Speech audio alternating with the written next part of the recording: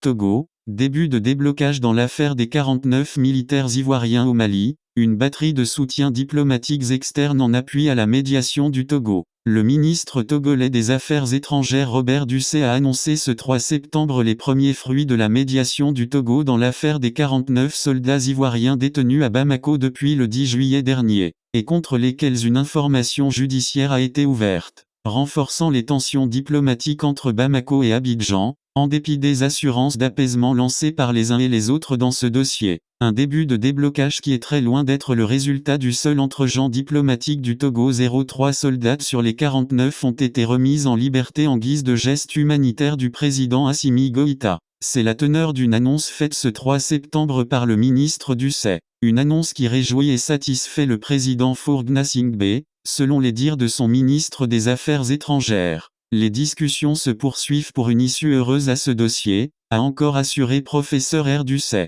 Il s'exprimait ce 3 septembre à Lomé en présence de son homologue Abdoulaye Diop du Mali et de Fidel Sarasoro, directeur de cabinet du président Alassane Ouattara. La Côte d'Ivoire s'engage à poursuivre de manière transparente et constructive tous les échanges d'intérêts communs sur ce sujet, a assuré le ministre Fidel Sarasoro, directeur du cabinet présidentiel ivoirien. Les soldats libérés ont été remis à la partie ivoirienne à Lomé et le président Faure Gnassingbé réaffirme sa disponibilité ainsi que sa détermination à poursuivre les pourparlers avec les deux parties aux fins de la libération des autres soldats, et remercie toutes les personnalités et les organisations, régionales, africaines et internationales, qui œuvrent en appui à la médiation togolaise pour la libération des soldats par voie diplomatique, a précisé la diplomatie togolaise dans un communiqué additif sur cette affaire. L'ONU à travers sa représentation en Afrique de l'Ouest, par l'entremise des diplomates Saleh Anadif et Amina Mohamed,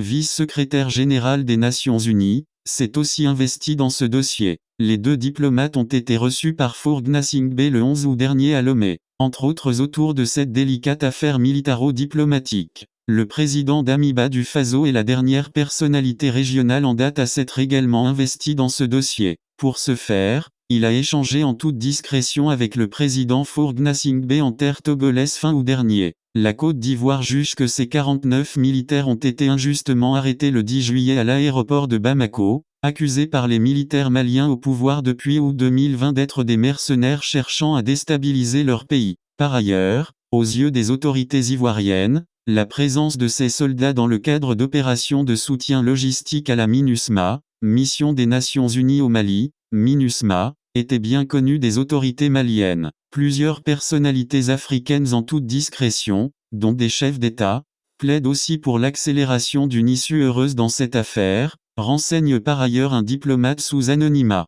Historique des tentatives de médiation togolaise dans ce dossier. C'est le confrère RFI qui a révélé le 28 juillet 2022 l'audience accordée off-caméra séparément par Faure Gnassingbé à deux délégations à Lomé. Il s'agissait de délégations du Mali et de la Côte d'Ivoire dans le cadre de l'affaire des 49 militaires ivoiriens détenus au Mali et accusés d'être des mercenaires, et dont les autorités ivoiriennes réclament purement et simplement leur libération. Cette audience présidentielle à l'abri des regards de la presse a été confirmée par une autre source togolaise. Hasard diplomatique ou harmonie présidentielle, l'information autour de cette audience présidentielle clé dans la médiation togolaise au Mali a coïncidé avec le séjour de travail qu'a effectué Nana Akufo-Addo au Togo le 28 juillet dernier. Le dirigeant ghanéen qui a passé 2 ans à la tête de la présidence tournante de la CEDEAO a discuté des questions bilatérales et régionales avec son père Faure Gnassingbé, a précisé la présidence du Togo. Une médiation souhaitée au plus haut sommet du Mali le 18 juillet 2022,